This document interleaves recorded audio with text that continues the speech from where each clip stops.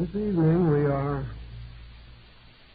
going to try to draw together many of the threads and elements of religious ritualism as these converge in the early religious rites of Christianity. First of all, there is a broad point which we have to more or less consider, and that is the magical or metaphysical element in the celebration of religious rites. Such an element has always been assumed to exist, and to a very great degree, religion as religious ceremony has developed around this central core of a mystical or magical transformation of substances, materials, and conditions by religious means. I think we have to go back a long way to find the very beginnings of this religious magic.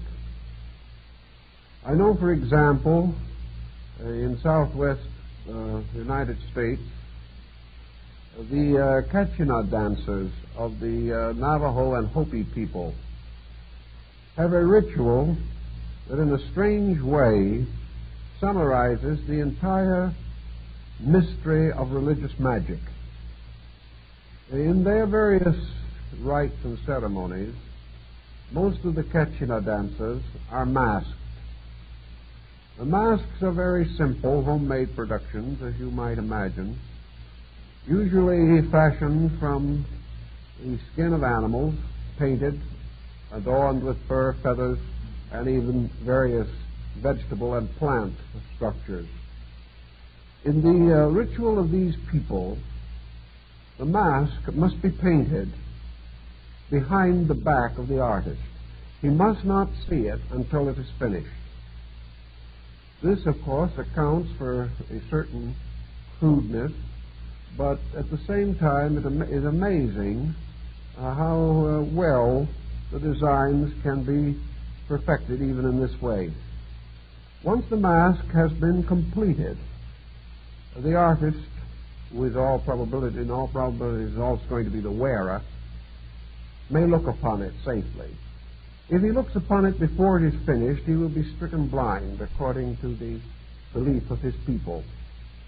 After the mask is finished, he must wear it only at the most sacred ceremonies. He is not permitted to put it on except during the ritual itself. He cannot pose with it for a picture or anything of that nature. It must never be on his head except in the actual ceremony. Actually, also, according to his belief, when he wears this mask as part of an elaborate ritual, he is no longer himself. In the process of putting on the sanctified mask made under magical situations, he is inwardly and internally transformed into the deity which the mask represents. His friends and neighbors may recognize him even with the mask, but they must give no indication of this, because while he wears the mask, he is not himself. He is the God. The power of the mask is also expressed to the people. These people are perfectly well aware that the dancers that come out of the dust storms on the old mesas are not really, physically, gods. Yet they are welcomed as gods, referred to as gods, because they wear the God mask. They are not masked men. They are deities. But while they wear these sanctified regalias, they are transformed by a mystery into the spiritual power for which these masks stand. Now, how are we going to explain this in the terms of our common everyday life? We can't probably actually explain it. We can talk about it psychologically and mystically, Or we can take the attitude of the average tourist who goes into the area, that they are a very superstitious lot of rather childish people who will believe almost anything. To a measure, perhaps, such a negative attitude can be sustained rationally and logically, yet it is part of religious mystery, and it isn't limited by any means to these humble people living along the sides of the Rio Grande River. This mystery extends throughout the world. We find identical mystery rituals with identical meanings in Tibet. We find that when the priests take on the various vestments, particularly if this process is accompanied by certain secret religious formulas, these priests are then so transformed that the deities become temporarily embodied in them. Now we know that in the areas around which our modern religious life developed, this kind of concept was also quite dominant. We know that the Egyptians, by means of masks and by means of various sanctified images, held it to be a religious truth that divine powers could be brought to bear upon the rituals and rites of their ceremonies, that in the masked priests the proximity of the deities was assured. The Greeks had a similar belief, using masks religiously and sharing with many other peoples the belief in the sanctification of images. Now, the old idea about the sacred image is again a form of the concept of transubstantiation. A certain image of a deity made by an obviously earthy artist, composed of physical substances, marble, wood, stone, plaster, whatever it might be. This image, by certain rituals, by certain rites and ceremonies, was caused to receive into itself, as the Greeks said, the presence of a blessed being. That in some way, by ritual and ceremony, a transcendent life power was focused through this physical image. All of those who accepted this realized that the image was of transitory material, that it could be broken with a rock or an axe. Yet this in no way detracted from the mystery with which the image or the substance was enveloped. Likewise also throughout antiquity, it was assumed that magical power could be caused to descend and associate itself with various familiar and common objects. If these familiar and common objects were subjected to certain rituals and various processes of purification, ceremonies, invocations, prayers, and the like. Always, however, the sacred object had to be consecrated in some way. And once having been so consecrated, it possessed a peculiar and wonderful virtue. And this virtue caused it to be worthy of certain veneration or adoration. The Greeks tell us clearly that they did not believe that Zeus himself was captured within the great statue fashioned in the name and likeness of Zeus, and now called the Olympian Zeus, or one of the wonders of the artistic world of antiquity. They did not believe that the deity actually inhabited the statue. They did not believe that the deity was bound to the temple where that statue stood. They did not believe that this statue was the proper person of the deity. But they believed that this statue was in some way associated to or connected by some subtle energy with the power of the deity. That you might say it was ensouled by a ray or an extension or a quality of the God which it was fashioned to represent. We find even among very early Jewish law similar ideas, and certainly it abounded in the ceremonial magic of early and medieval Jewish Kabbalism. The older Greeks and some of the wiser of the Egyptians, such as Iamblichus on his Mysteries of the Egyptians and Chaldeans, attempts to explain logically the story of the relationship or the sympathetic ties between an image and a divine power.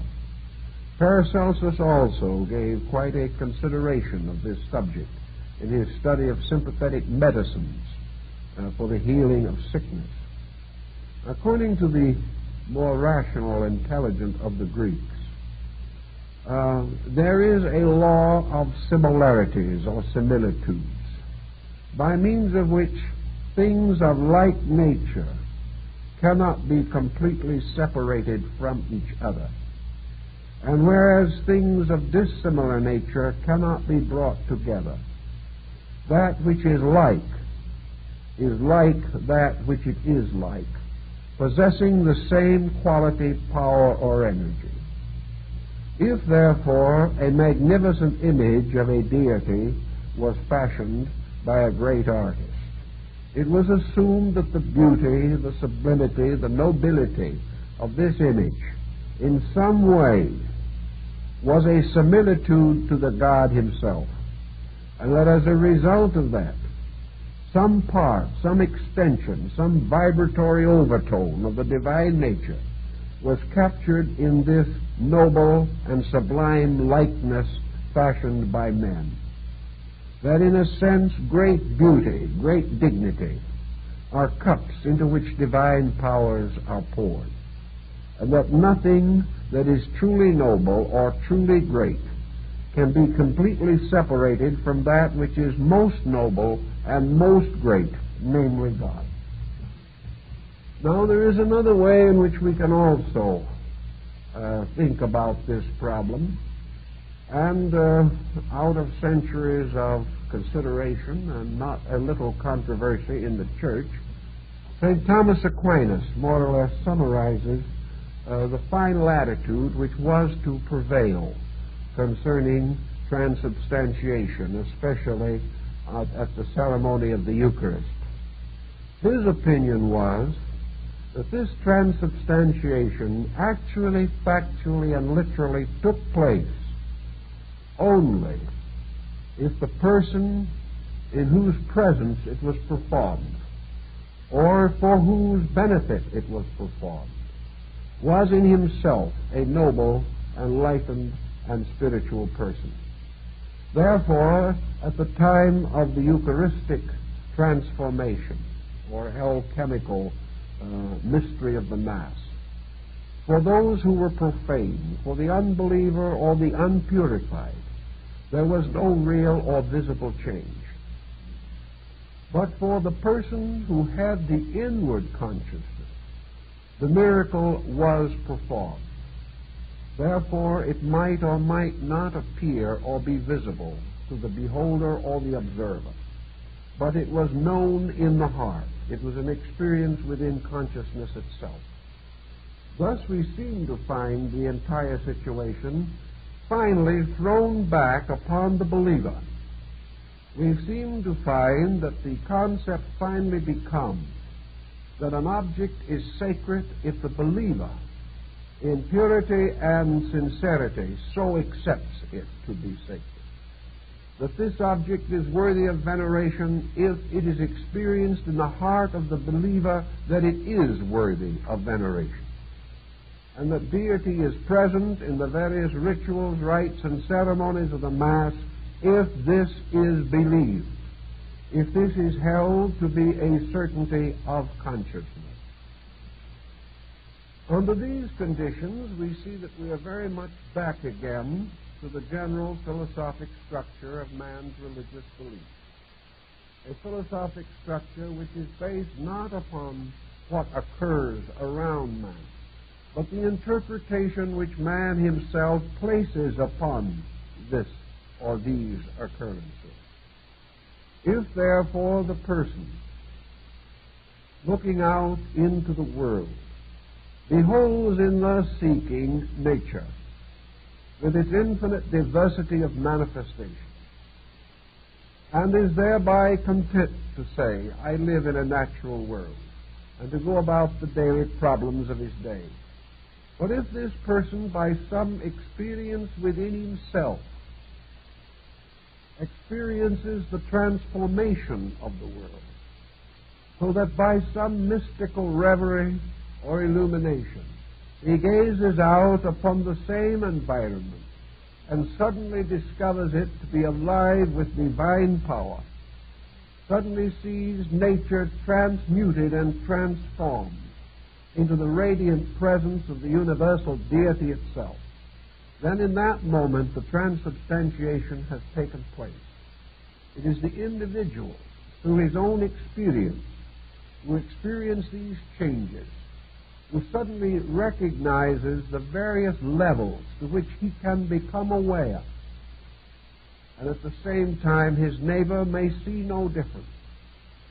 Yet his neighbor, denying that there is a difference, may also be wrong, for this difference occurs within consciousness rather than within the substances of things. Yet, as some of the fathers of the Council of Trent pointed out, that which is seen by this internal experience may be regarded as more true, more real, and more valid than the objection raised by the one who does not see, who insists that nothing has occurred. Here we come very close, of course, to our Oriental religion. We come very close to Taoism and to the experience of old Lao Tzu himself, who suddenly, penetrating through the form of things, discovered the universe to be a great divine motion, an eternal movement full of life, and was no longer locked within the comparatively restricted dimensions of the commonplace in which we live. Therefore, we have one explanation to all religious ceremonies, an explanation that can be applied to the Greek mysteries, the Egyptian mysteries, the rites and ceremonies of ancient America, or the rites of the Brahmins, Hindus, in general, Chinese, the Japanese, Koreans, and all other ancient and distant peoples. Thus, the actual mystery of the transformation of things by religious insight falls into the grand pattern of mystical experience or illumination itself. This is one explanation which, to the devout person, overcomes certain common objections. And these common objections did arise during the early history of the Church. It was observed definitely that in the transubstantiation at the time of the Eucharist, no visible change occurred either to the bread, the wine, or the water. Nothing seemed to change. Yet by some mysterious power, this ritual had wrought a difference. And there were only two ways that you could explain this difference. Either that it was actual or that it was symbolical. And needless to say, the symbolical school had quite a bit to contribute also down through the centuries in their reflections about the matter. The symbolic school has always held all ritualism to be symbolic of some form of transformation which is to occur within the life, the body, the soul, or the spirit of man himself. that the symbol is a similitude or a likeness, a visible allegory, a visible legend or fable, by means of which something itself innately beyond description can be figured or set forth in some way that can be conceived or apprehended by the average person. According to this point of view, the mystery of transubstantiation is actually a story of regeneration. The transformation of the elements of the Eucharist represents the transformation of the mental, emotional, physical, mystical parts of man. The actual transformation may also imply that by the presence of God all flesh and blood may be transformed, including the flesh and blood of the believer. And that whereas the person who believes in the mystical experience may assume that the Eucharistic rite is the actual taking into oneself of the blood and body of Christ, the other group will affirm that it is symbolical of the fact that all life is sustained by the blood and body of God, and that therefore every ritual of life is a Eucharistic ceremony. That whenever we breathe in God. Whenever we take food, we take of the life of God in living things. Therefore that all life lives upon life, and that there is only one life upon which it can live, and that is the eternal and divine life, which is the source, cause, and sustenance of all things. Religion, therefore, comes as a dawning awareness of the sublime fact involved, a sudden recognition of duty, responsibility, and all that is implied by the fact that man lives from the bounty and from the very spirit and body of the universal Creator. The symbolists then developed this line of thought, that these rituals had about them some double meaning, something by which the outer life might be made more solemn, more splendid, more enlightened, but at the same time there was an intimation of a mystery in man himself, which had to be accomplished by the regeneration of his own nature. All of these elements combine in establishing the point of view which has always been the essential core of Christian belief. In Christian faith, it may be said that the Mass anciently constituted the very substance of the religion. And the Mass itself was merely a complex of songs, of rituals, and of ceremonies, in the midst of which was enshrined the Eucharistic ceremony, the ceremony of the transformation of the bread and wine according to the last Passover of Jesus prior to the crucifixion. Thus, the Eucharist itself comes from what is called and generally referred to as the Last Supper. And from this also, it was only a step to the recognition or celebration of the Lord's Supper. As time went on, the original pattern was more or less extended. And the first extensions of the idea are properly attributed to various commentaries given by St. Paul in referring to the actual Last Supper of Jesus. It is Paul who first intimates or arcanely points out that this Last Supper was more than a holy feast, more than something to be remembered lovingly by the disciples, something more than the touching story of a teacher knowing that he was going to face death, having this final farewell union with his disciples. Paul points out that there is more to this, that this represents a central point around which was to be built the concept or the idea of the Eucharistic rite, that a part of Christian worship should be the continuing repetition of this rite by the faithful, that the celebration of the Lord's Supper should constitute a peculiar and wonderful remembering, a continuing of the solemn and sacred occasion which it originally described. So we have in St. Paul the moving spirit of the transformation of the historical story or the legend of the Last Supper into its inclusion as the central theme of the Mass of Christendom. Here again we see only another aspect of St. Paul's essential belief in the Christology concept.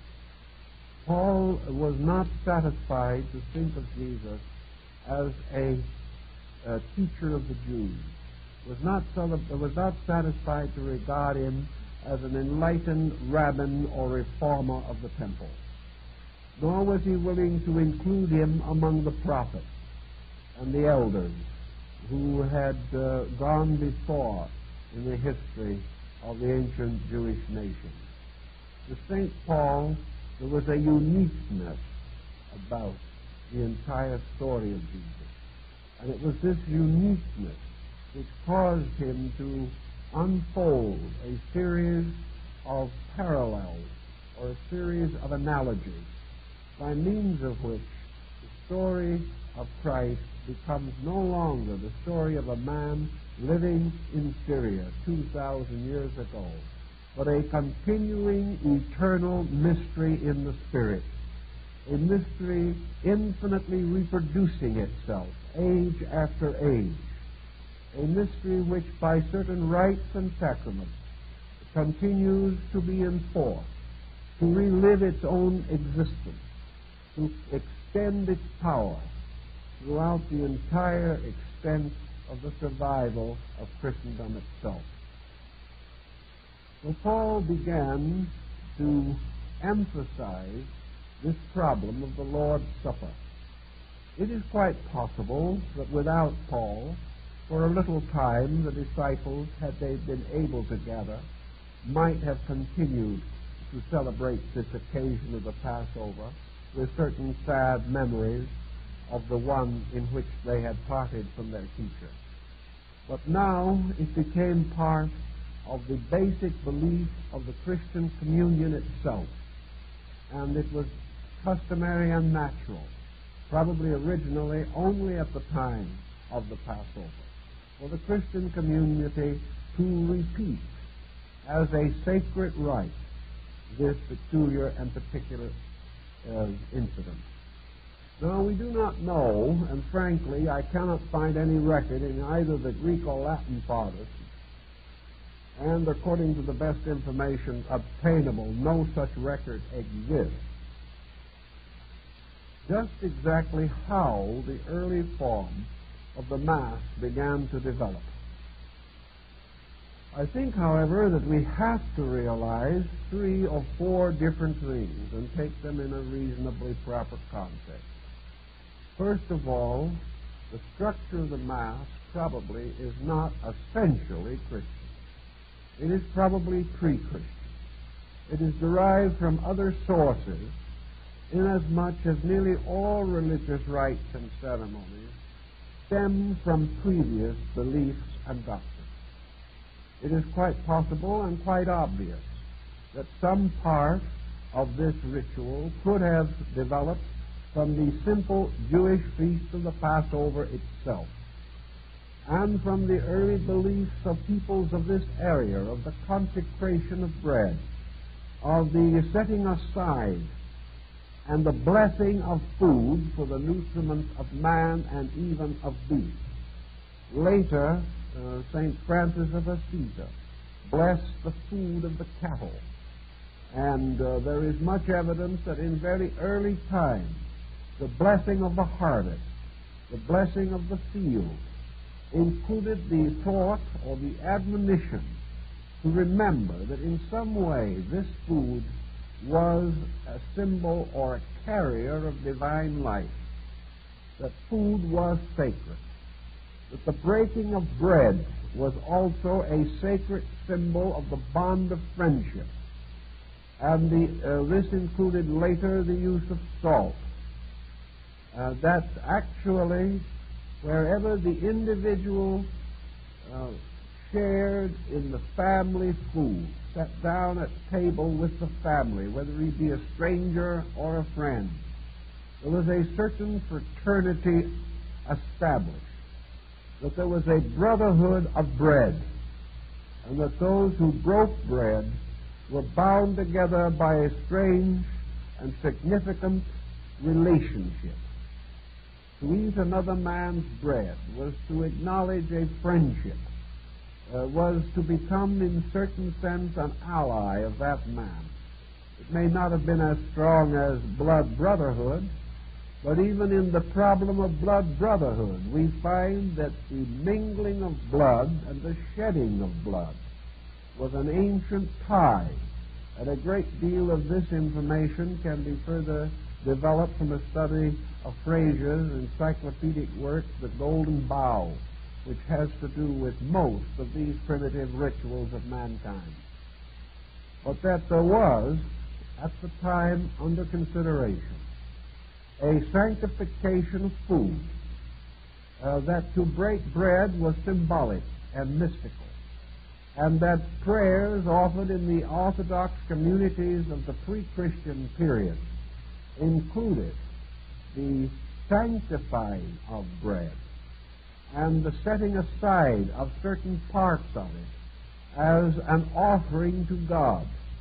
And we have the story of the unleavened bread used in the Jewish ceremony, a story which does descend considerably into our Christian account.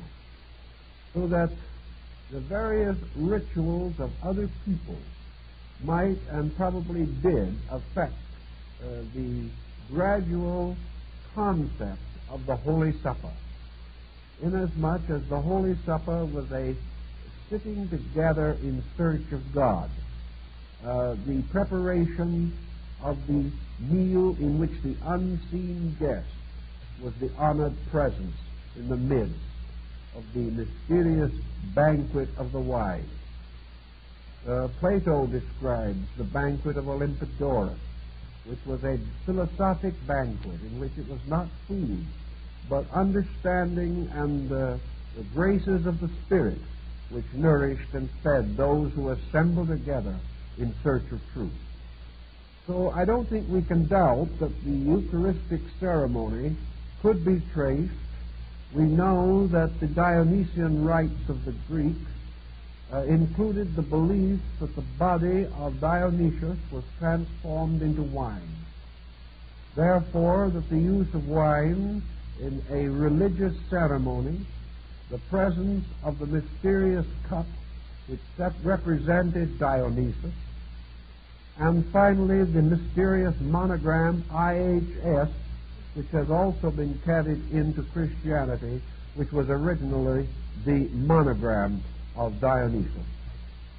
So that therefore the body of the god was said to have entered into wine, a wine of ecstasy, and those who were lifted into some kind of a religious trance by this wine were said to be under the control or to be ensouled by the god.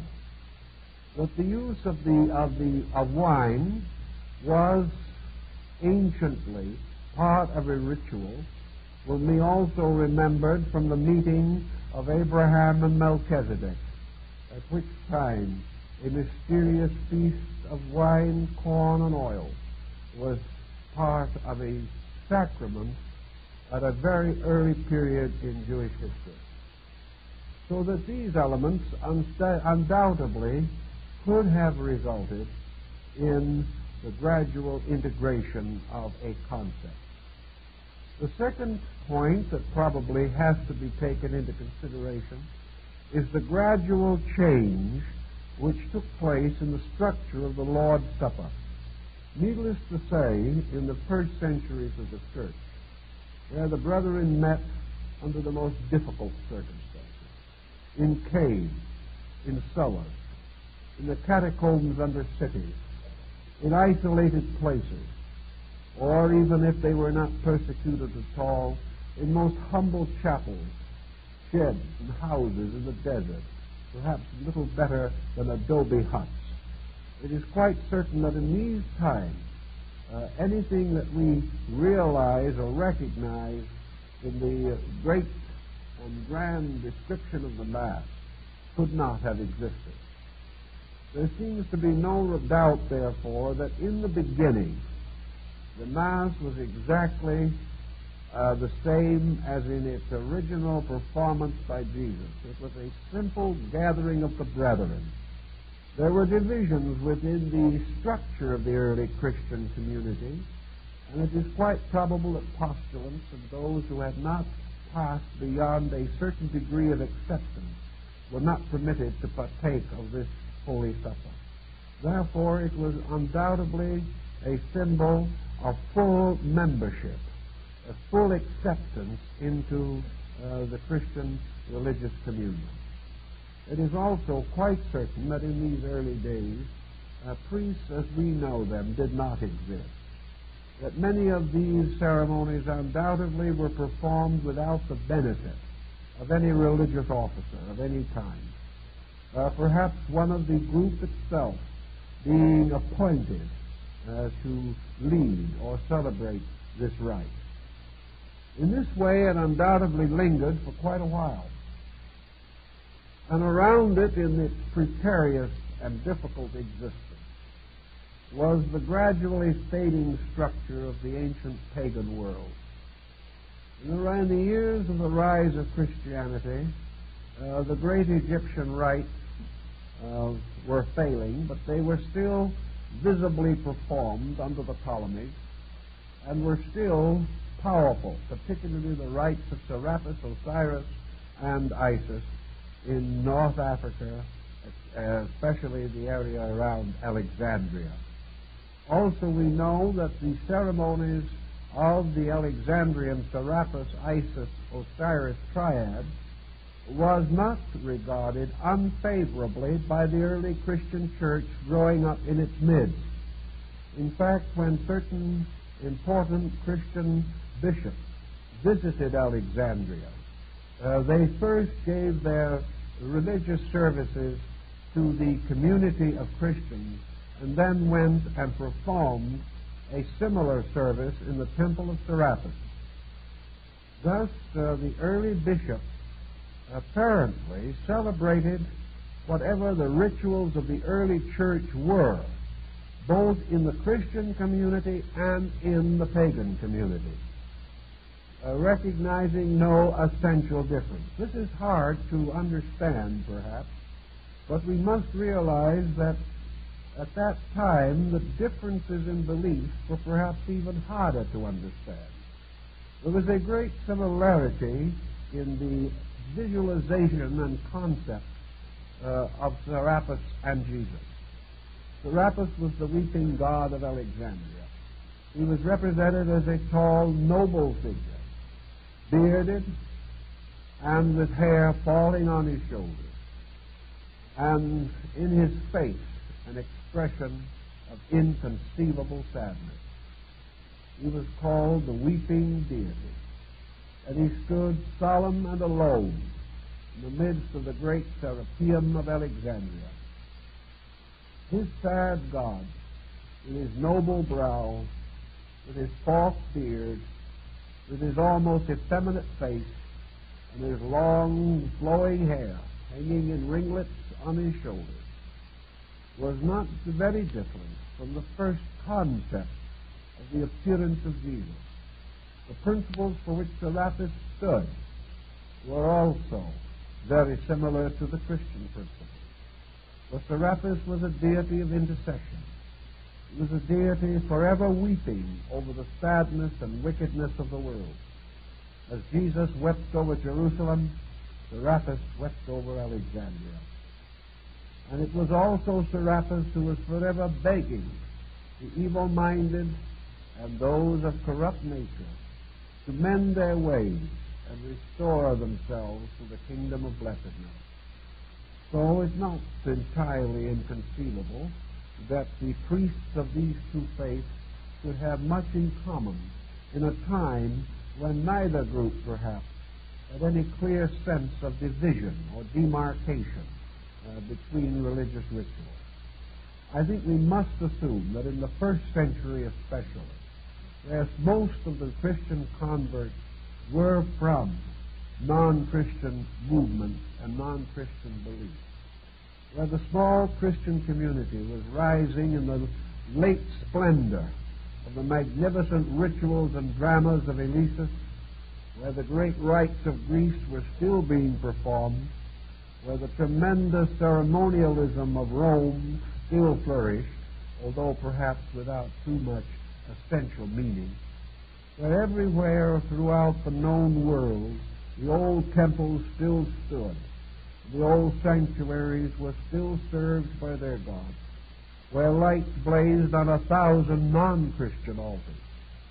It is not impossible that the development of a ritualism could have been, if not intentionally, at least strongly subjectively impelled by the existing and prevailing pattern.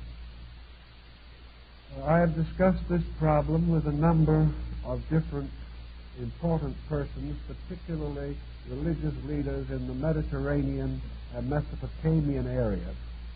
And they all, although Christian men themselves, they are all convinced that much of this ritualism of the early church was certainly derived from non-Christian sources, and that therefore we have something upon which to build our understanding of the gradual submergence of the older rituals into the Christian rite, and also perhaps a little clearer insight as to how the early church was able to take the place of so many of these earlier ceremonies. Wherever we find records of the earliest missionaries, and that is in the first 2 or 3 centuries, going forth into other parts of the world to convert the unbelievers, in these times we do not generally find the tremendous religious differences arising that mark, say, the 6th to 12th century. Many of these missionaries and travelers were received kindly and friendly by non-Christian people, were permitted to perform their religious rites without interference by the local religious beliefs. A good example of that, of course, is the story of St. Joseph of Arimathea, who, having gone to England, according to the legend, was enabled to build his first little wattle church on the Isle of Avalon, and there to practice his faith in the presence of the Druids, who apparently made no effort to interfere with him. In fact, may have assumed, as many did, that he was merely another branch of their own belief. This continued until a considerably later date, when the rise of a more clear-cut orthodoxy forced the Christian church into a dynamic opposition to other beliefs. But in the early days, this opposition did not exist. In fact, we find most of the ante-Nicene fathers actually apologetic, more inclined to take the attitude that actually Christianity was nothing more nor less than an improvement of beliefs already existing, and that it made no claims other than those which had already been advanced by other faiths. This, therefore, may give us a second clue to the rise of the ritualism which we now know as the rituals of the Mass. The Mass, almost certainly, was built upon a series of foundations. The greatest expression, probably, of religious ritualistic symbolism in the world today is Pontifical High Mass at St. Peter's. And here has been gathered together so many diverse elements of ritualism that we are practically compelled to recognize throughout the various segments of this composite pattern, evidence of many religions that have been strangely woven into one tapestry of procedure. There is much borrowing from many places. But this in itself is of perhaps no very great importance, because every religion, even doctrinally, is indebted to others. There cannot be any other relationship or pattern in religious life. Now, the third factor that we may observe is that having adequate material available, in other words, living in the suburbs of the great pagan splendor of their time, the Christians had all that was necessary to provide the machinery, the technical structure, the precedent, and even, for that matter, the very mechanics of an elaborate religious ceremony. As Christendom began to increase in temporal importance, particularly after the councils of Nicaea had resulted in the recognition of Christianity as the official religion of the Roman Empire, it became perhaps rather obvious that a very major change was taking place in the religious atmosphere of the time. At this stage, the older rituals and rites were gradually falling. Partly they fell because of the Roman attitude. Rome, becoming master of the world, became a very highly materialistic culture in which there was little consideration for essential values. Various Roman emperors, particularly the more corrupt ones, hated and feared religious influence, did everything they possibly could to discourage it. Gradually also, Christianity locked with the pagan institutions in an elaborate conspiracy, and the various groups fought for existence under one of the most savage types of secret warfare, a warfare centered around theological disputes. In any event, it is very obvious that as Christianity increased in temporal power, it was almost inevitable that it should also make use of the machinery that had preceded it, and finally to develop a highly dramatic, highly spectacular, and highly impressive religious ritual structure.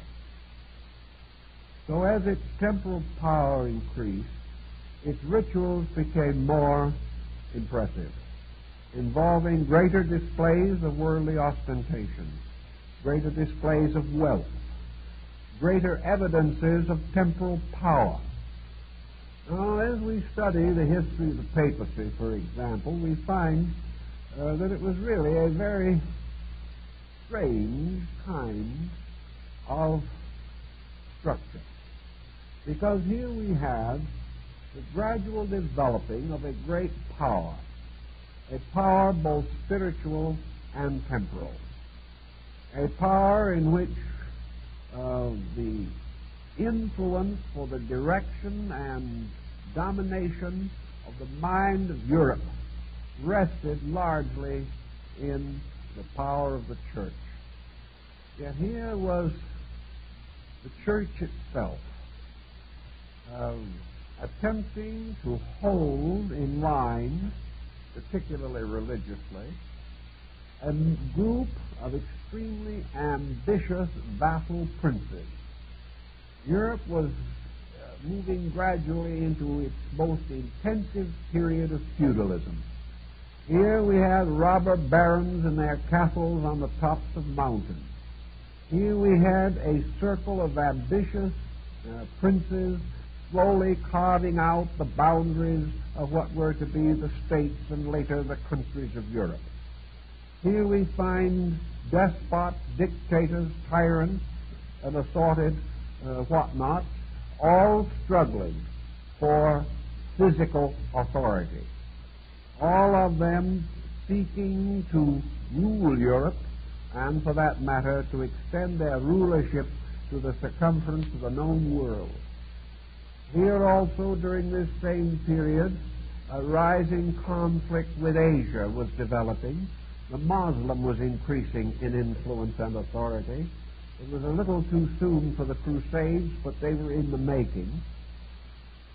And in the midst of probably the most hopeless pandemonium that is possible to conceive stood the church. The church attempting not only to maintain itself, but to hold its authority and expand this authority over the entire domain of feudalism. The church at this time had no standing army and no temporal power whatever in a physical or literal sense of the word. Almost any of the robber barons could have gone to Rome, sacked the Vatican, and destroyed the church. The church formed alliances with one rising power and another, always trying to keep a few political friends to fight its battles for it. Very often the church chose its friends unwisely, and they were defeated, and the church was left again, like Cardinal Wolsey, bare and naked unto its enemies. But here it was, this mysterious thing, seated in malaria-ridden Rome, where many of the popes reigned less than a month. Here it was, in the midst of this great rising political conspiracy of Europe. It was unarmed and gradually increasing in wealth. It had its own princes and its own leaders, and no domain, actually, except what was later to be carved into a small area called the Papal State. It had inherited the toga of the Caesars, but only after the Caesars had lost everything they had.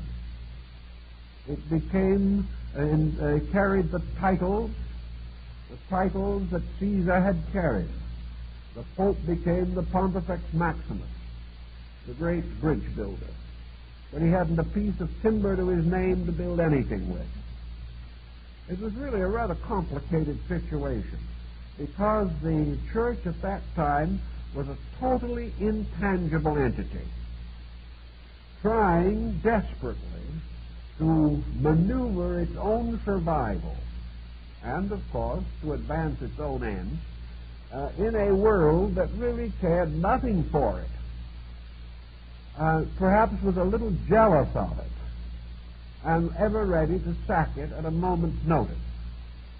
Under these conditions, the church had only certain weapons which it could use, and it used them wisely and unwisely. It used some of them very wisely from the standpoint of its own preservation, and it used some of them, such especially as its indulgences, very unwisely, because they in turn resulted in the great break or rift which was to result in the Protestant Reformation. The church had only certain ways of achieving.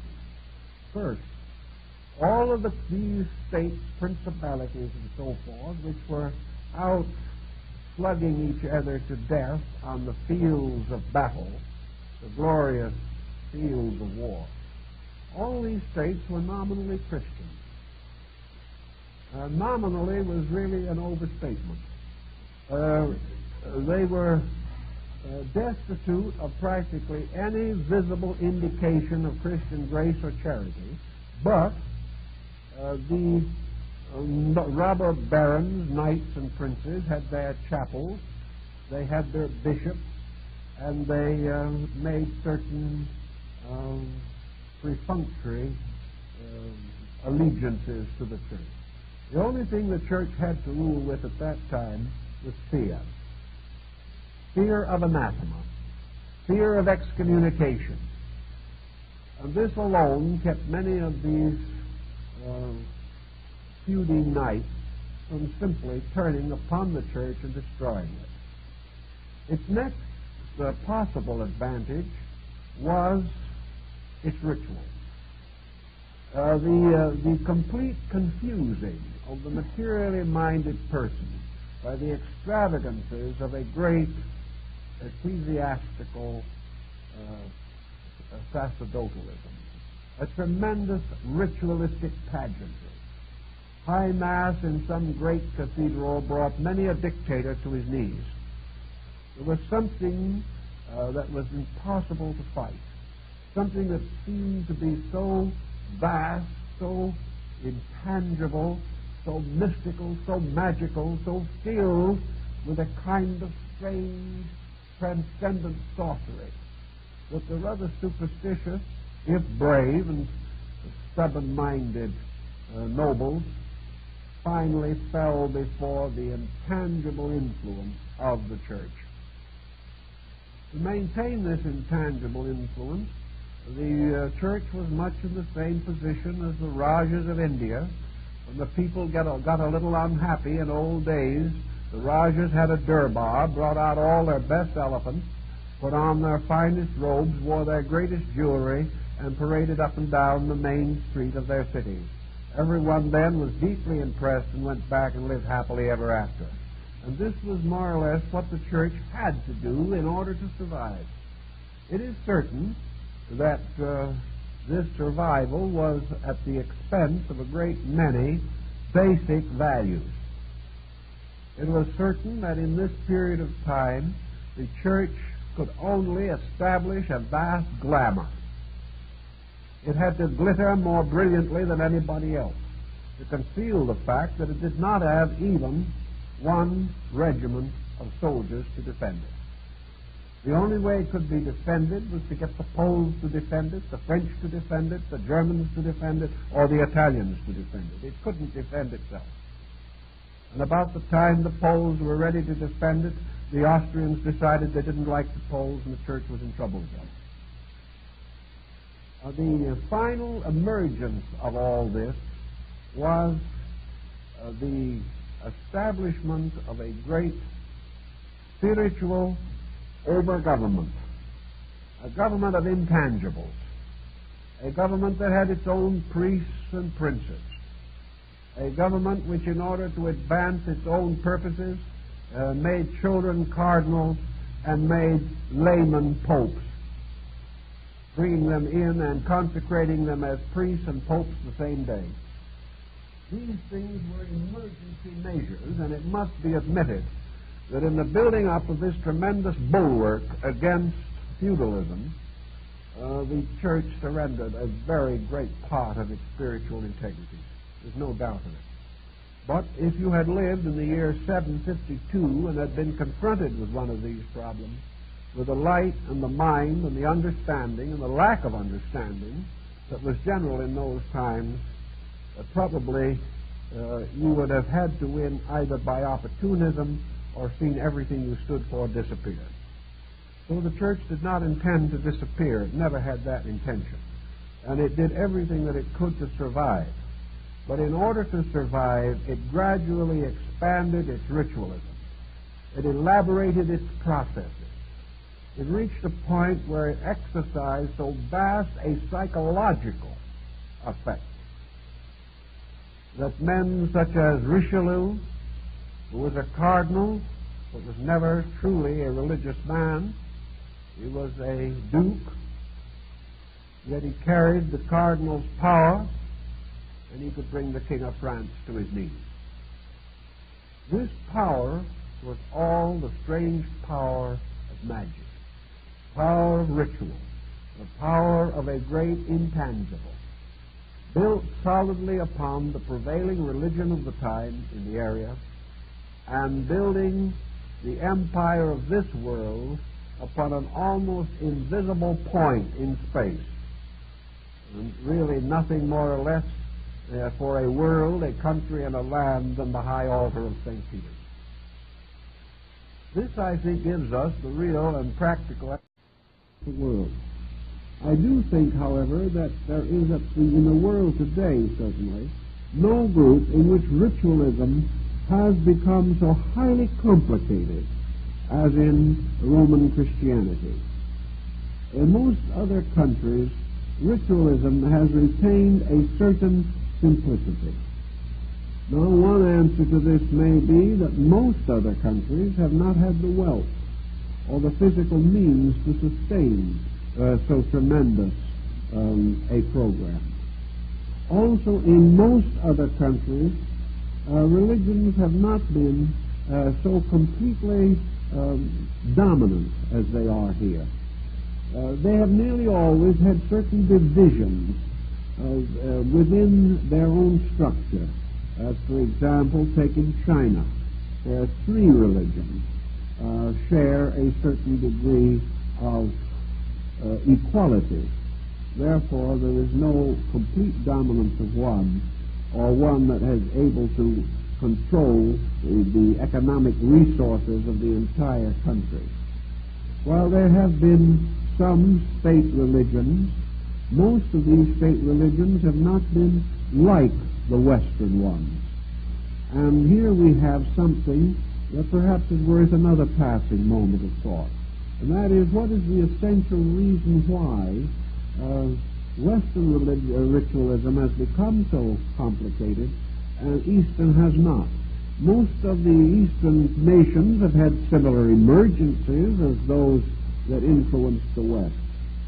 Perhaps the answer is very definitely in the psychology of the people.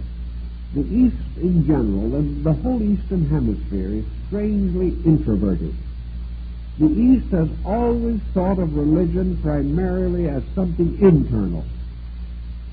The religious growth in Asia has always been a growth inward, from the circumference of the personality to some root within it. Whereas in the West, whether the Greco-Roman, Egyptian, or Assyrian empires are involved, always progress, growth has been an externalizer. The West has always brought things out of itself into its environment and has created great forms. Even as Cain became the builder of cities, so it seems as though Western man has always been building exterior to himself.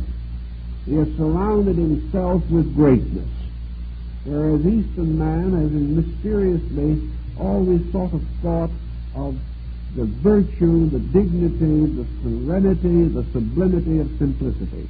He has had a little different attitude, and I think we can observe it in the fact that Eastern religions have, for the most part, with the possible exception of Islam, never had the political ambitions that have dominated Western religious groups. So as a result of that, in your Asiatic religions, you find ritual. But because this ritual has never been completely involved in a vast pageantry, which has extended it from a comparatively simple thing into so involved a process that a complete study of the Mass and mastery of its technique will require 10 years of work. The other peoples of the world haven't done this. And so perhaps in some of these other simpler groups, you can find that which is almost totally submerged in the Mass. You can find perhaps the essential principle of the symbolism, separated from its extremely numerous and glittering encrustations that have assembled and gathered around it over the period of centuries.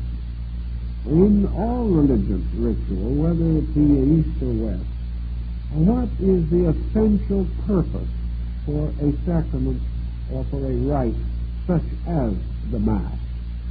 We speak of Buddhist Masses. They are also given. We also know that certain elements of the Mass, not complete, but fragments of it, particularly the Eucharist, have survived in the Protestant denominations. So that even in Christianity, certain elements of ritual are for the most part perpetuated in a very modified form by a number of Protestant groups. The essential purpose of the religious ritual in most of the Eastern nations has been an extension of the concept of individual prayer. In other words, ritual is a gathering of a people for the purpose of glorifying God. It is a collective, congregational kind of worship. Now, in most places, although not in all, worship is divided into two distinct sections. One is a worship by means of a hierarchy of priests, and the other is private worship. Therefore, in the Orient also, you find the same situation prevail. In most Hindu, Buddhist, Shinto temples, priests are available. Priests perform certain rites and certain rituals and have certain daily observances that are peculiar to their own obligations through ordination. In other words, a priest or a monk of almost any of these religious groups is required by his obligations to perform certain pious ceremonies which are not required of a layman. Thus, there is more activity in a religious house among its priests than there are among the laity.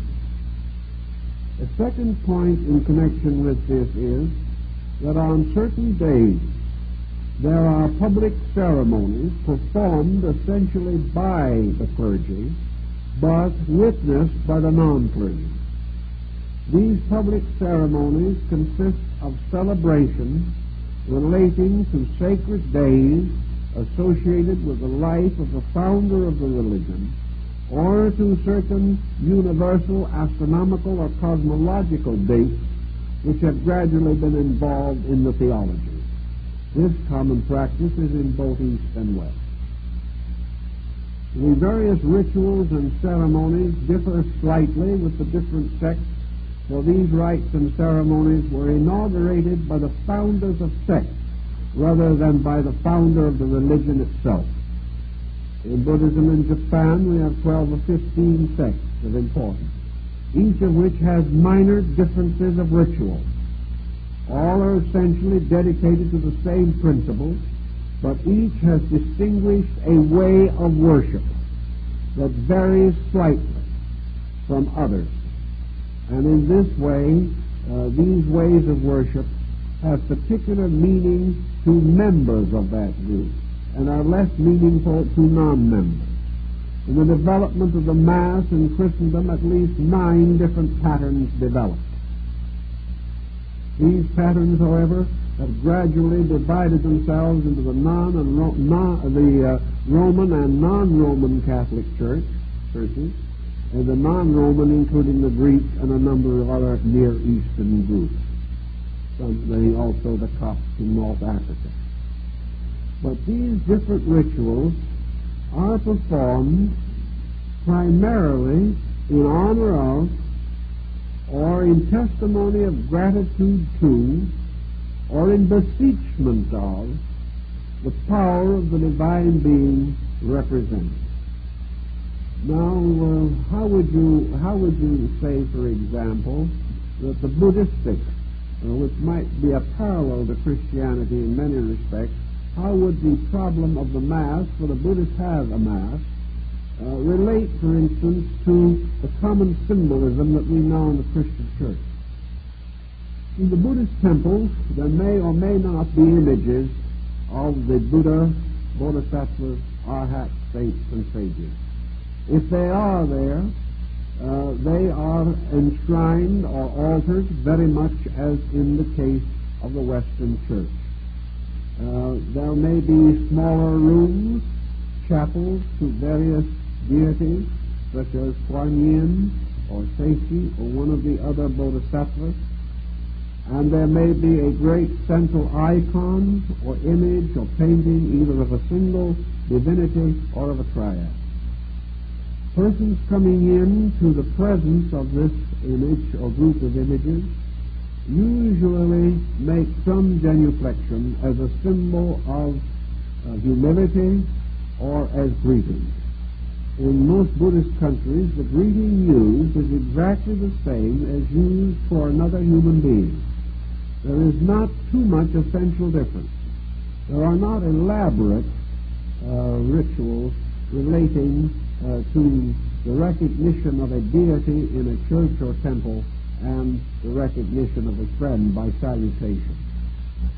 The presence of the image is intended for only one purpose, and I think this is true essentially in Christianity also. It is merely a symbol of a principle. It is a central symbol sanctifying that place, indicating that it is a sanctuary, that it is not a house of business or of entertainment, but that it is a place of worship. And in the presence of the image, which is usually in a central or altar position, the individual is acknowledging not the image, but the concept, principle, or energy for which that image stands. This recognition may consist either of prayer, or of meditation, or of intercession, the pleading that the deity will be of help in some emergency. It may be merely a ceremonial occasion, as with certain festivals, in which the gathering is merely to honor the deity, or it may be a supplication for help in some great emergency or difficulty. Even, however, where it appears that the image is the central element in the design, I think it is the same as in the Christian church, that the image, the crucifix, or whatever may be present, is merely the emblem of a conviction. And that this emblem of conviction is used as a means of focusing or centralizing the attention of the individual.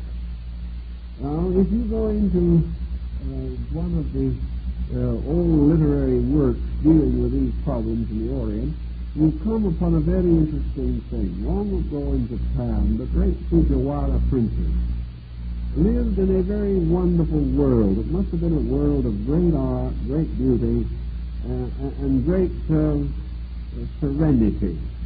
The natural love of beauty of these older people and the peculiarly sensitive appreciation they had for law and order made their world a very charming one.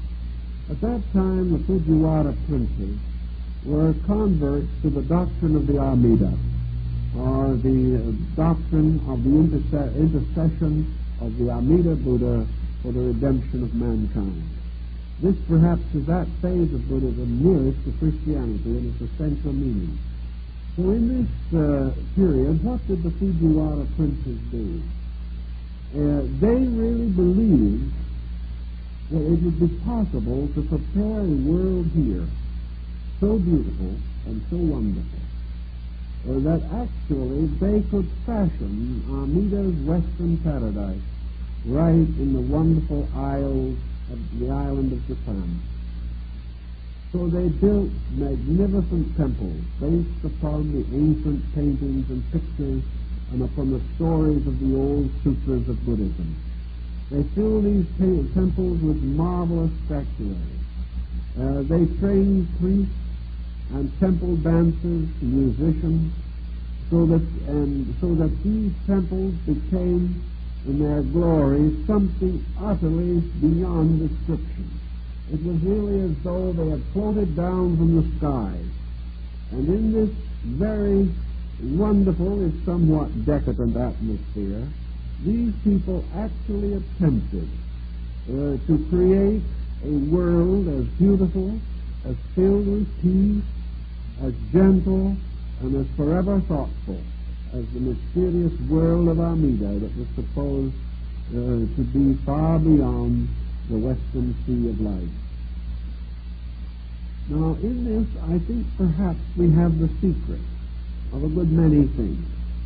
These Fujiwara princes, in creating their rituals based upon the sacred texts of the Mahayana Sutras, developed a wonderful, unworldly pattern, the purpose of which was to lift the human consciousness out of the everyday and give that consciousness an immediate, if only transitory, experience of eternity. In other words, this whole pattern was to cause a tremendous psychological experience within the individual. When in the course of their great ritual, these Fujiwara princes, therefore, filled their wonderful palaces with lights and flambeaux, filled them with song and beauty, filled the gardens with flowers and birds, and created this wonderful kind of world in the midst of which were the processions of yellow-robed priests chanting the ancient hymns of the law. They really felt as though in those rituals they were picked up out of this world and taken into another kind of a realm.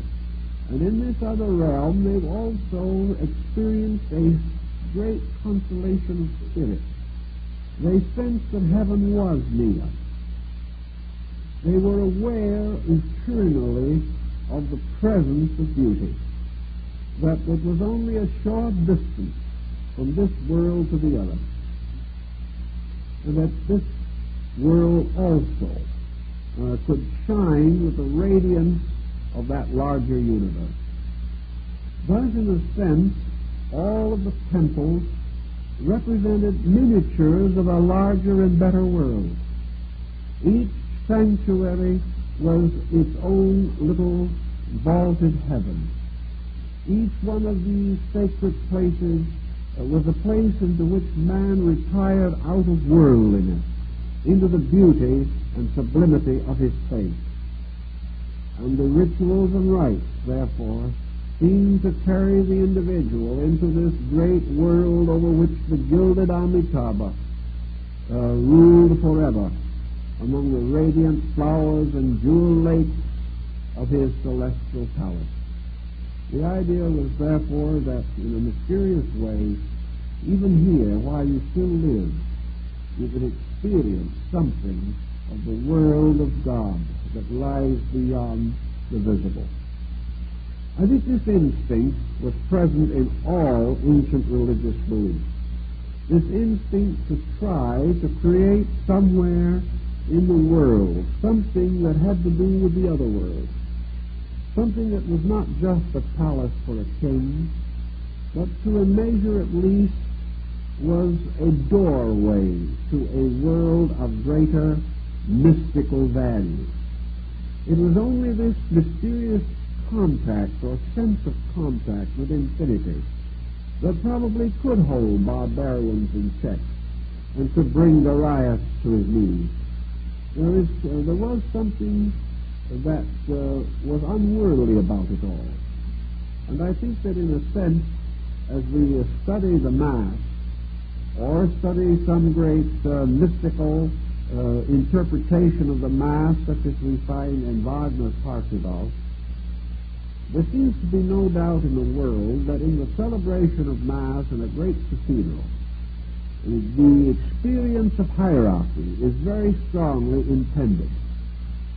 In other words, the individual is lifted up by a mystical experience into some kind of a sense of a spiritual world.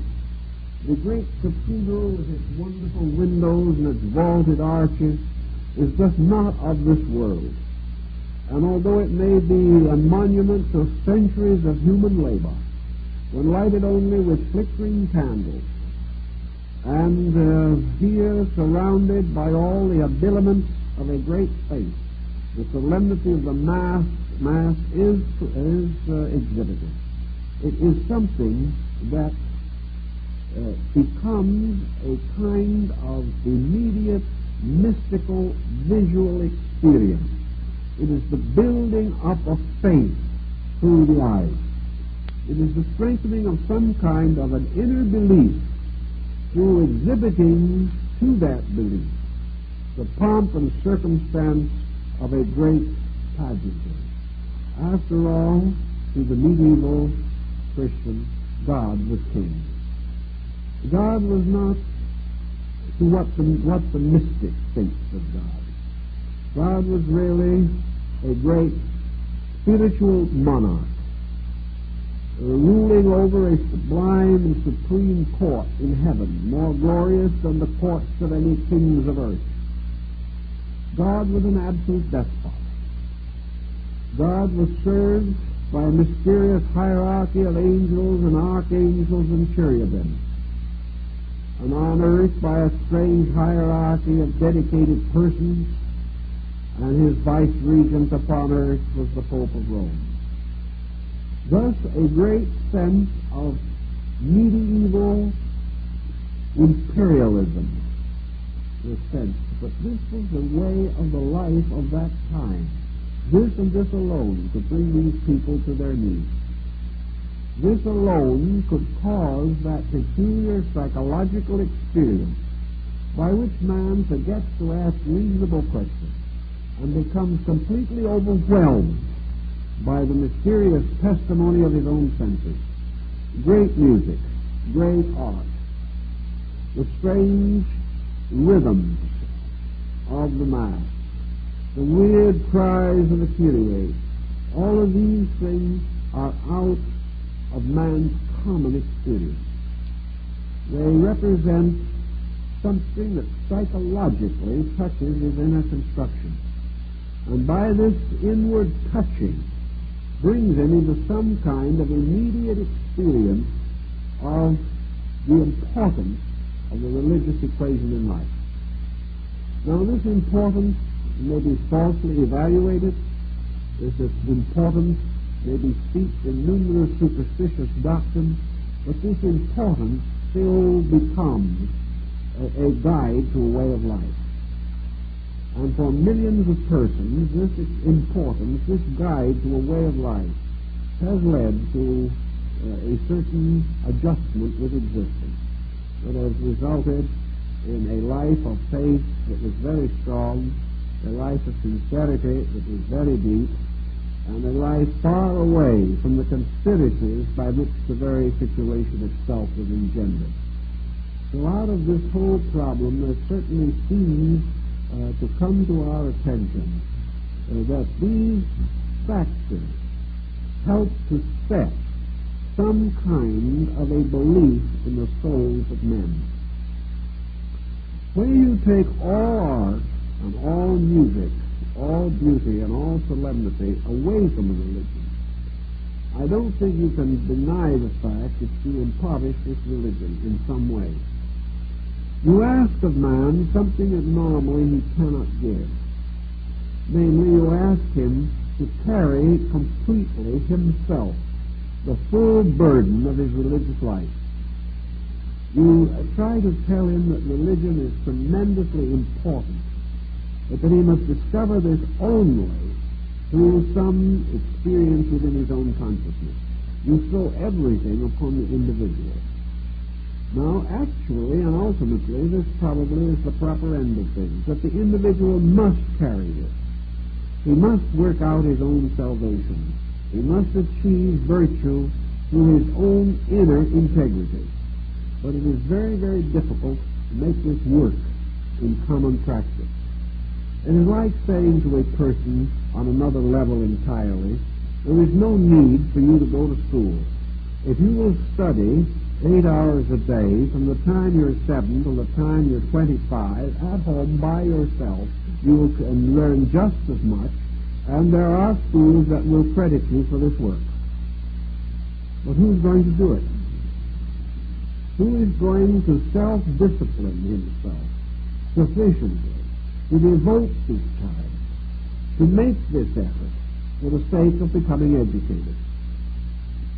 It's almost impossible to expect this to be done by the average human being. Only in company with others of similar effort, only when he moves with his age group, only when he shares in certain minor competitive instincts with his classmates, can you keep him in line with a long-range educational program. He will not do it by himself. It is the same way with religion. It is very hard for the individual to achieve a spiritual state without some form of religious symbolism to support him. This can be excessive and unnecessary, but that some part of it is present seems to be a natural necessity for man. He needs the periodic experience of sincerity. He needs the strength of some form of religious symbolism. He needs it through art or through music or through something. He needs some religious study to integrate his effort. And unless there is some pattern by which he can develop his spiritual resources, he is not inclined to do so. Therefore, I do believe, after watching the whole situation pretty carefully for a great many years, that there is some need in modern religion for a greater expression of emotional warmth, a greater release of the instinct to beauty, rather than a sort of square-toed Puritanism which has gradually come to dominate our concept of religious life. Our religious life in the West has, for the most part, with the exception of the various Catholic churches, has lost most of its emotional warmth. It's lost its art. It's lost its music. It's lost its magnificence in the sense most necessary to the experience of man. I'm not talking of hierarchy. I'm talking of the simple impact of religious value upon the consciousness of the person. Now, it is perfectly true that the individual can go out into nature and come into the most beautiful cathedral that was ever created if he has the insight. And the mystic has the insight. The mystic does not need ritualism. But how many actual mystics do we have? How many people find their religious life strong enough by their own mystical convictions alone to enable them to live the principles that they believe? I think in modern time we're having a difficulty, which was one of the difficulties that the church faced nearly 1,800 years ago. We are concerned gravely today with, for example, the lack of religion among young people. This doesn't apply to all young people, but there is an increasing number who apparently are falling away from religious conviction, and this increasing number is also falling into various types of juvenile delinquency at an alarming rate. I do not believe that we would have half of our burglaries and 60% of our auto thefts in the United States committed by juniors if these young people had any deep reverence for value, had any deep appreciation of something more important than doing exactly as they jolly well please. I don't believe that if these people, these young people, had grown up with a vision of the nobility of religion in their souls, that they could so quickly have forgotten it. Nor do I think that the majority of these young people are in a condition to accurately form their own religion. I don't think they can go unaided into the maze of modern theologies and find what they need. I think they must recognize some pattern, some value structure by which they are given a situation which gives their respect, in which they come to respect and honor value. Now, the great value of life is that which is honored in quietude, recognized in meditation, experienced in devotion. It is something that, like the old palaces of the Fujiwara emperors, it is something built in this world to stand to the glory of the eternal. Now, I don't think that this needs to be a sacerdotal structure as it was before the building of the pyramid. I don't think it needs to be sectarian or creedal. But I do believe there should be something in our lives to remind us that we live in a universe of truth, a universe of principle, and that the greatest joy, the greatest good in this whole world comes to those who are able to truly love that which is truly worthwhile. And we've lost it. We've lost it almost completely. In our rebellion against indulgences and perversions, we have lost also this something by means of which we come to an inward symbolic experience of the divine world around us and in us. We don't have to be creedal and sectarian about any part of this, because actually this universal temple, which is the divine nature of things, is available to us through our own hearts. It is available to us through our own quietudes and through our own meditation. But I do think that it is rather good that something in the form of an adequate sanctuary should rise in the midst of nations, not something to our creeds and to the battle of our sex, but something that stands forever for the principle of good, a value unchanging in a changing world, that somewhere we should have that tie with heaven, that binding to the sky, by means of which we are not lost forever in the shadow and gloom of our own mistakes. I think this was what ancient peoples tried to do. I think it was that they believed that if you had periodic contact with that which is sublime, that you would be a better person. That you might not understand everything, but perhaps even out of this not understanding, you gain the strength that even understanding cannot bestow. What was needed, what was wanted, was that man should realize that he lived in a world that was bigger than business, bigger than the physical things that he was concerned with, bigger than the ambitions of princes, bigger than the tyrannies of the time. A world which also guided him in his values, a world in which he was prepared to meet the changes of life, prepared to come and prepared to go, that he had to live with faith and die with faith. Somewhere along the line we lost this, and I think this has been the greatest cross that Christendom has ever had to bear, is that it gradually lost so much of its faith and found in its place only too much fear. Fear has been the most destructive element in the entire development of Christianity. This fear, which tried to make men good, only finally turned them from the faith. This idea that somewhere, some way, some terrible destiny awaited us unless we were good Orthodox members or something, actually ruined our faith. It took it apart. It destroyed its value for us. Because in this very experience of fear, we lost our primary love and respect for truth. How could we truly love and truly fear our God at the same time? Instead of being the devout father, the wonderful parent, God gradually became the difficult and distinct stepfather, the tyrant.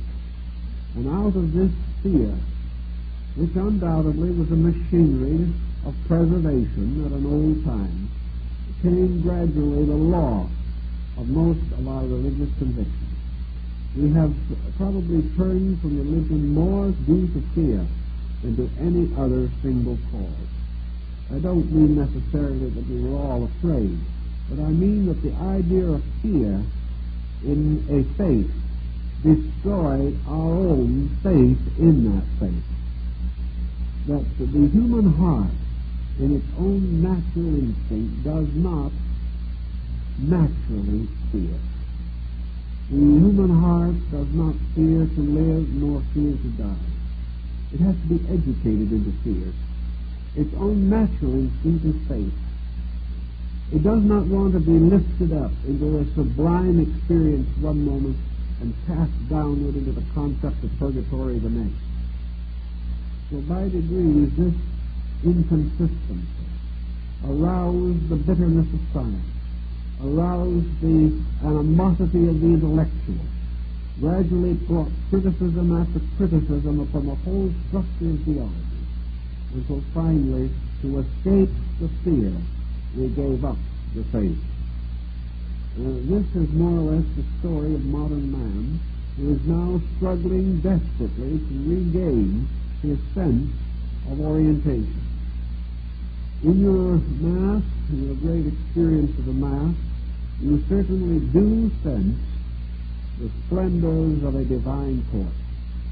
You sense some power or some authority beyond our own.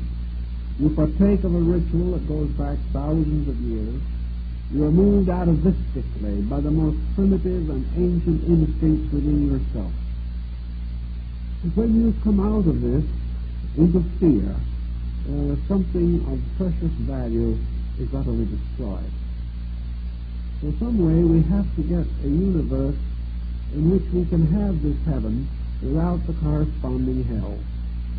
And we are told that in all the mental and moral polarities of life, you cannot have one without the other. You cannot have a concept of eternal good without some vision of eternal ill.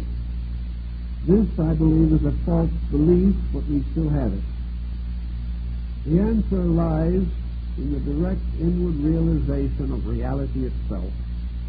For if, instead of clinging to beliefs by which men divide each other, and all religions have to some measure this problem, we come rather into the sense of reality. If out of the sublimity of religious experience we arise finally to the realization that there is an eternal fact, and that for this fact there is no shadowed error, that in the universe itself being is not polarized.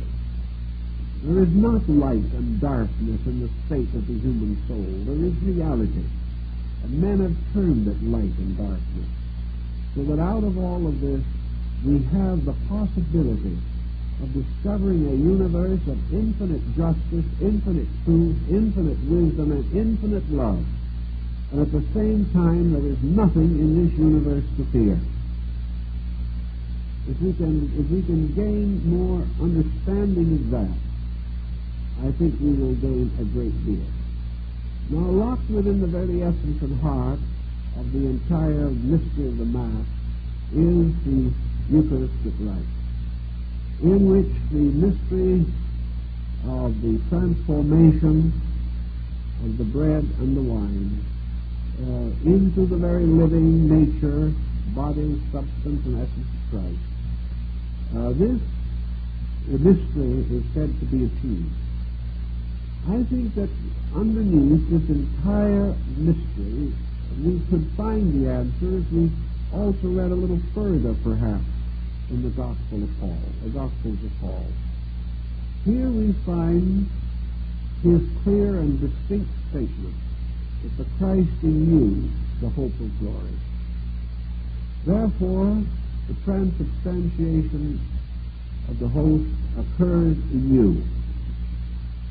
That this outer is a reminder, is a magical or mystical rite which perhaps could contribute a little something to the realization. Even as your mandala diagrams in Shingon Buddhism, by their own arrangements, create within you a certain receptivity to universal law and order. The transubstantiation, therefore, is, in fact and substance, as Paul tells us, is that instant of realization in which all things become new. This is the mystical experience of Plotinus. This is the moment in which man glimpses the infinite fact of things. And in this infinite fact, all things which are material represented by the bread and the wine, become transformed, and we perceive that their materiality is only of an appearance, and that all things are substantially spiritual, and that this realization of the substantial spiritual universe in which we exist also opens to our psychic or inner lives the great mystery of our true nutrition. For if it is true that man's body is supported by the bread of this world, so it is true also that his spirit is supported by the bread of righteousness. And as it is true that he may drink of the water of this world and thirst again, he may also drink of the water of eternal life and thirst no more. Thus there is this eternal nutrition, and there is a physical or formal nutrition. Aquinas tries to tell us that the body must have its bread, and it must have its nutrition, but that by the very chemistry of assimilation and digestion, the transubstantiation occurs in the very process of the digestion of food. A great mystery occurs in man when, in the service of life, the bread which he takes into his body is transformed into the life energy which must sustain him. Thus the human body is continually performing a strange and mysterious Eucharistic rite. And from this alone, ancient people seem to have gained a wonderful sense of value or a sense of authority for their own belief. But if we can assume that in the absolute apex of the Eucharistic ritual, that the concept is that in that moment, man, through the inward enlightenment of his own nature, by an instant of extraordinary devotion, of extraordinary integrity, of complete sincerity, of total self-forgetfulness in the experience of the divine, is in that moment he is able to suddenly feel or know within himself the transformation of his own consciousness. In that moment he attains the true mystery of the Eucharist. In that moment, all things that happen are again happening or occurring in the terms of a great messianic principle, as Paul tells us. For if Christ be lifted up in you, then all else that is necessary shall be accomplished. This lifting up of Christ in you is the elevation of the host. It is this exhilaration experience, and by Christ we know that the early church represented or signified the universal love of God, the same principle of infinite salvation that is intrinsic in every grain of sand and every atom of space. Therefore, the Spirit of the true Savior is the actual presence in man of the power of his own salvation. So if this can be brought into focus in a dynamic experience, although this experience may last only a few seconds, it constitutes the miracle of faith fulfilled. It constitutes the establishment of the experience of spiritual certainty. It accomplishes that moment of identification with that which is eternal and inevitable. So that in the midst of this mysterious ritual, there is supposed to be a strange and mystic separation of the sheep from the goats. And the ecclesia or the temple itself is the sheepfold. And it is here also that the ritual was performed, in which at a certain point the profane were ordered to depart, and only those who were purified and prepared were permitted to assemble for the final and greatest part of the sacrament. Then, when the profane had departed, the purpose of the final ritual was to create this mood, this created sense of the presence of God, with the conviction that if this mood was strengthened by whatever outward means were available, whether it was the simplest gathering of devout persons or the most magnificent clustering of the glories of a great mass, whatever it was, if it caused the individual to suddenly be united with his brethren and with his God, he in this one moment of experience achieved the two commandments of Jesus. For if he in this instant recognized that he and his fellow members of the congregation were united as one being in Christ, and at the same time he, the priest, the bishop, the hierarchy, were also all united in one substance in God, that in this sense, immediate sense of identity, was perhaps as well expressed as any other the entire concept of the mystical experience. For the mystical experience in Christendom consists of these two factors which have to be simultaneously and identically experienced, namely the infinite fatherhood of God and the eternal brotherhood of man. These must both take part in the experience itself. In Christendom, the experience is not an experience of wisdom alone, nor is it an experience totally of an apatheistic state of being lifted up into a kind of ecstasy of God. In the mystical experience in connection with the Christian Mass, the end is twofold and clearly indicated. First, that the individual shall feel himself to be one with the congregation, that the congregation is now one being, and that this congregation, now one being, is the church. It isn't the building with the towers and the bells and the walls. It isn't the long cloistered corridors with the stations of the cross. It isn't the altars and the side altars. It isn't the nave and the crypts below. The church, or the ecclesia, is the assembly of those who have experienced the identity of life, the complete and absolute sense of brotherhood in Christ. At the same time, experiencing that this brotherhood, all of it, exists within the vaster and greater fatherhood of deity. So to experience the immediacy of union with the Father, and at the same time to reach out to the immediate experience of absolute kinship with our brethren. These two constitute one experience. They are the same experience as mentioned by the Arhats of Buddhism or by the mystics of the Vedanta.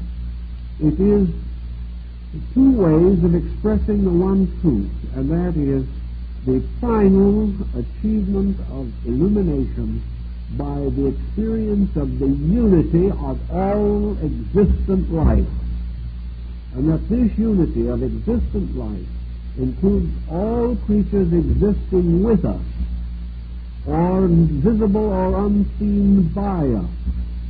Also, that it includes our relationship with that one eternal source of life, with which we are also bound in the same mystical relationship.